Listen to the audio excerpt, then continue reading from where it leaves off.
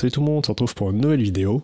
Donc vous en avez peut-être marre d'attendre que votre bed chauffe avant de pouvoir chauffer votre hot end et pouvoir gagner un petit peu de temps en chauffant les deux en même temps. Et ben si ça vous intéresse, on va pouvoir regarder comment on va pouvoir faire ça dans le reste de la vidéo.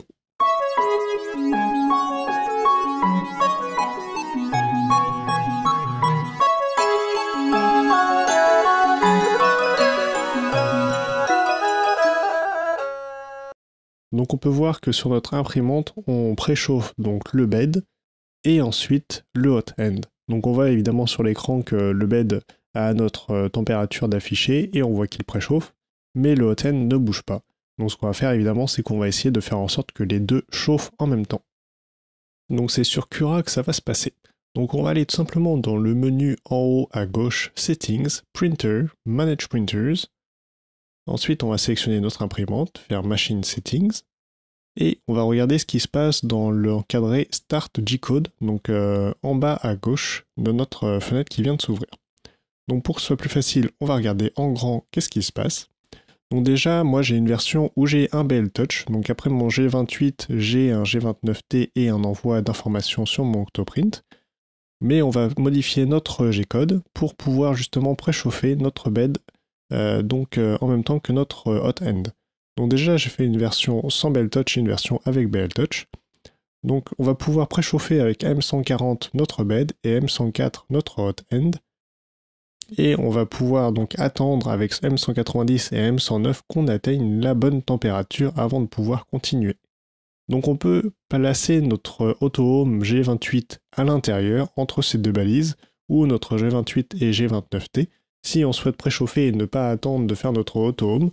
Après, il est quand même préférable de préchauffer avant de faire votre Auto-Home, c'est toujours mieux dans le cadre d'une utilisation d'un BL Touch. Après, si vous n'en avez pas besoin d'attendre de préchauffer, vous pouvez faire ça directement, ça ne posera pas de souci. Donc du coup, il va tout simplement faire le Auto-Home pendant qu'il préchauffe, donc vous gagnez encore un petit peu de temps. Donc après, il ne faut pas oublier que le préchauffage du hot end et du bed en même temps consomme pas mal sur donc, le bloc d'alimentation.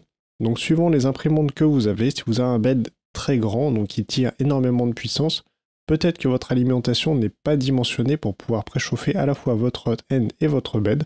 Donc après sur la Ender 3, on a un bed qui est relativement petit et qui utilise pas toute la puissance donc, de notre bloc d'alimentation et notre hot end en même temps, donc ça ne posera pas de soucis.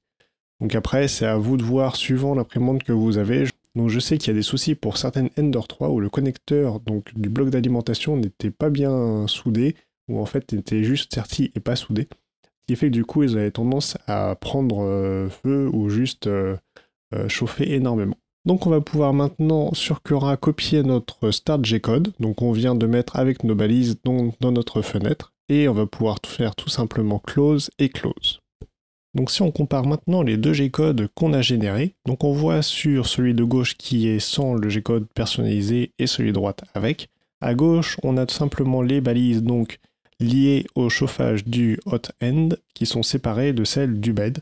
Donc il va falloir attendre que notre bed chauffe avant de pouvoir préchauffer notre hot end. Et on voit que le Auto-Home se fait ensuite. De notre côté, donc avec le G-code personnalisé, on voit qu'on préchauffe à la fois notre bed et notre hot end, on fait notre Auto-Home et ensuite on attend que la température soit atteinte pour pouvoir continuer d'imprimer. Donc on voit maintenant que notre bed et notre hot end chauffent en même temps sur l'écran. Donc on voit que les deux températures sont précisées et on a tout simplement à attendre que la température chauffe avant de pouvoir continuer notre impression. Donc voilà, c'était une vidéo relativement courte, parce qu'évidemment pour pouvoir préchauffer notre bed et notre hot end, c'est relativement simple et rapide. Donc évidemment, je vous mettrai le G-code dans la description de la vidéo pour que vous puissiez tout simplement le copier-coller dans votre Cura. Donc après, il y aura peut-être quelques modifications à faire suivant si vous aviez du G-code déjà personnalisé par rapport à d'autres activités sur votre imprimante, mais vous n'aurez tout simplement qu'à l'intégrer et ça fonctionnera directement. Donc voilà, si vous avez aimé la vidéo, n'hésitez pas à liker, partager, vous abonner si ce n'est pas déjà fait. Sur ce, je vous laisse et je vous dis à très bientôt dans une prochaine vidéo. Salut, salut!